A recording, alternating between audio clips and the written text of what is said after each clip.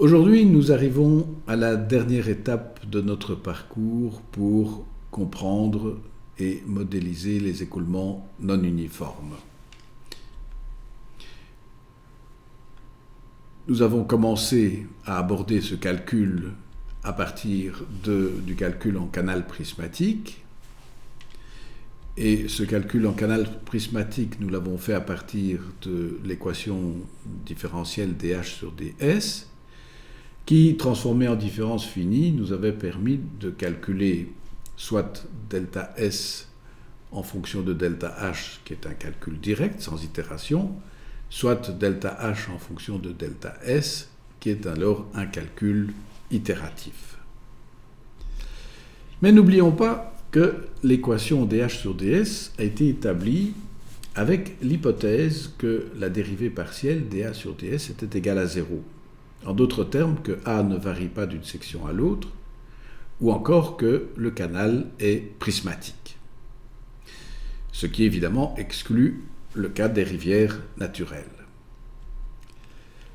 Autre élément, si le canal est prismatique, nous sommes capables de calculer la profondeur critique. Ça, de toute façon, nous sommes capables de le faire dans tous les cas, parce que même dans une rivière naturelle, la profondeur critique existe. Mais nous sommes aussi capables de calculer la profondeur uniforme, qui, elle, n'existe que dans les canaux prismatiques. Et du coup, nous pouvons comparer HC et HU, nous pouvons voir dans quelle zone nous nous trouvons, soit avec un premier, soit avec un dernier point de l'axe hydraulique, et retrouver le type d'axe, par exemple l'axe M3 pour la vanne de fond, soit l'axe M1 pour un axe hydraulique qui déboucherait sur un lac ou sur un océan. Tout cela est impossible dans le calcul en section quelconque. L'équation dH sur ds n'est plus valide, la profondeur uniforme n'existe plus, et nous ne pouvons donc pas définir les différents types d'axes que nous avons présentés pour les canaux prismatiques.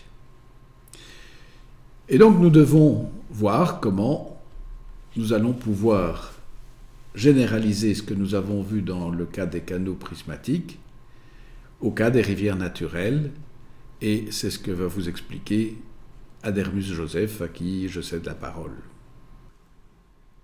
Yves Zec vous a présenté le calcul en section prismatique. En section quelconque, la difficulté est qu'il n'existe plus de relation simple entre le niveau d'eau ou la profondeur et les paramètres géométriques qui sont nécessaires pour le calcul.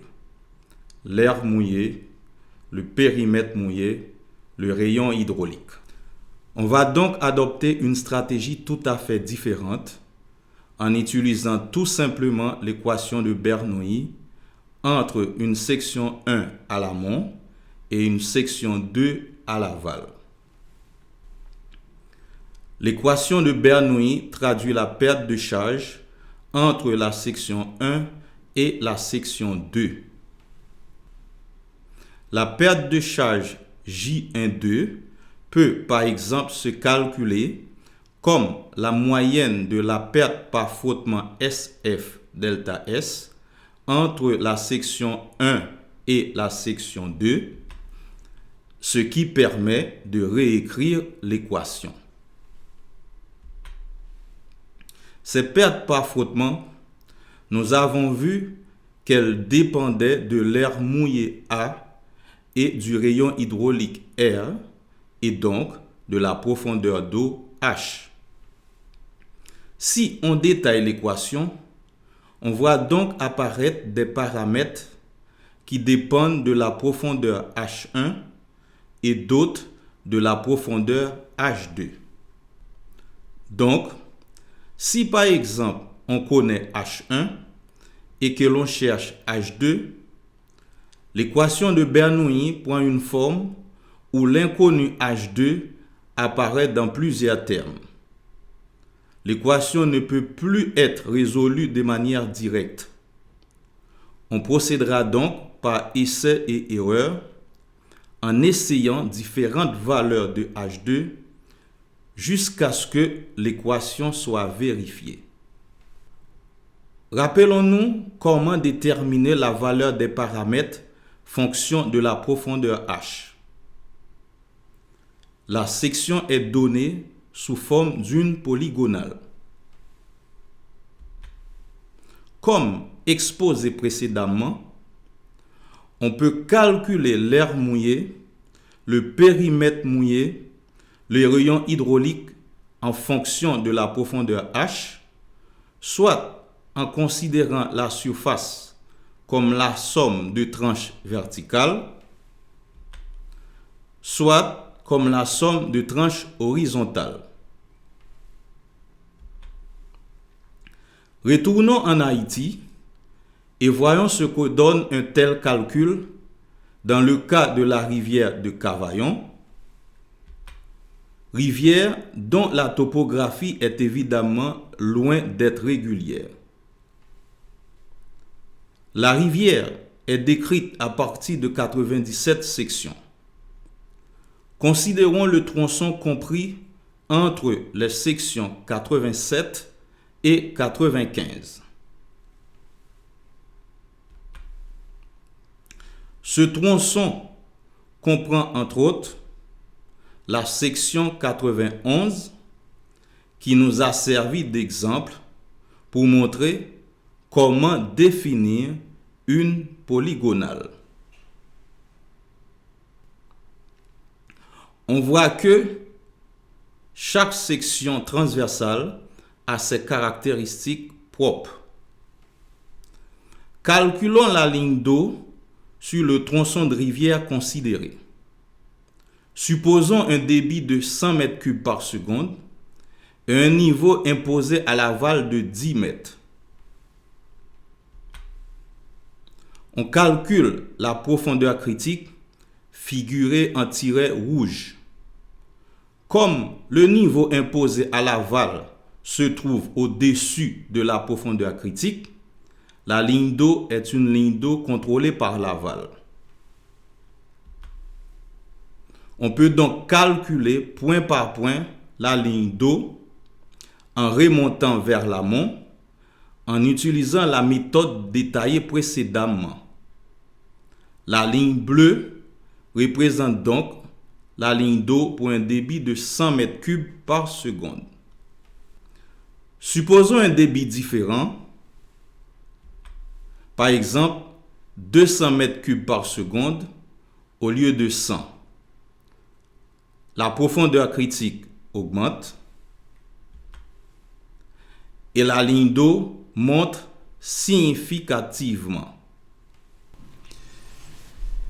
La méthode que vient de vous exposer Adermus Joseph est donc assez différente de celle que nous avions développée pour les sections prismatiques.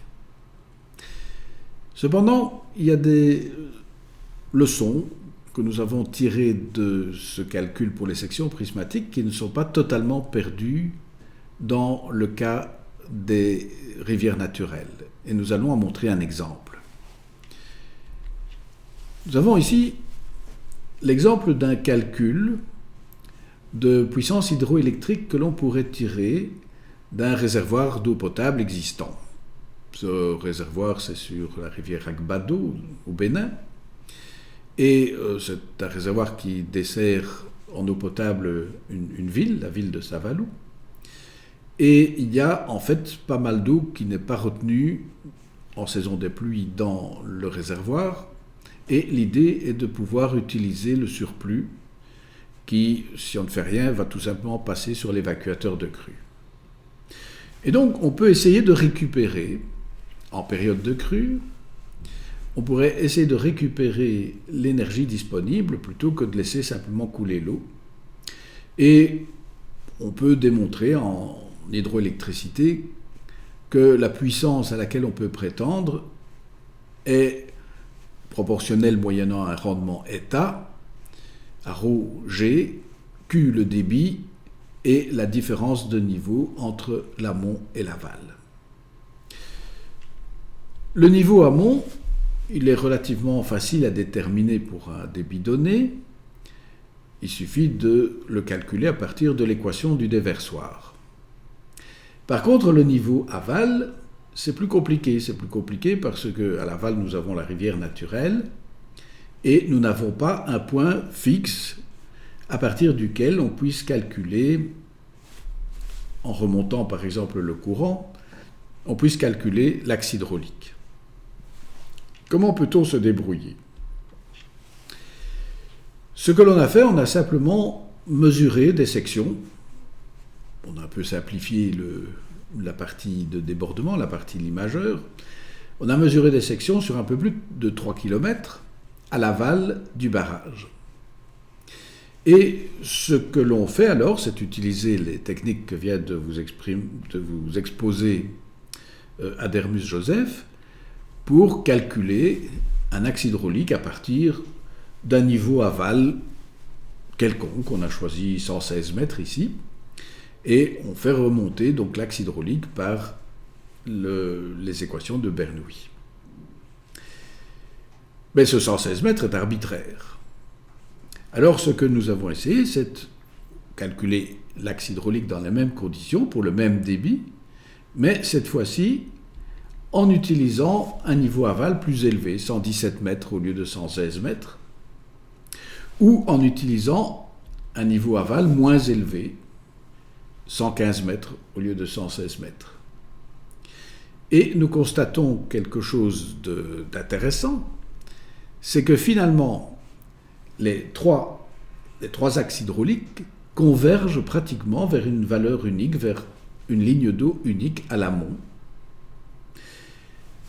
En fait, tout se passe comme si nous avions des axes M1, MU et M2 qui convergeaient vers la profondeur uniforme, comme dans le cas d'un canal prismatique. Alors ici, bien sûr, la valeur de convergence, l'axe de convergence n'est pas un axe uniforme, puisque nous n'avons pas une section prismatique.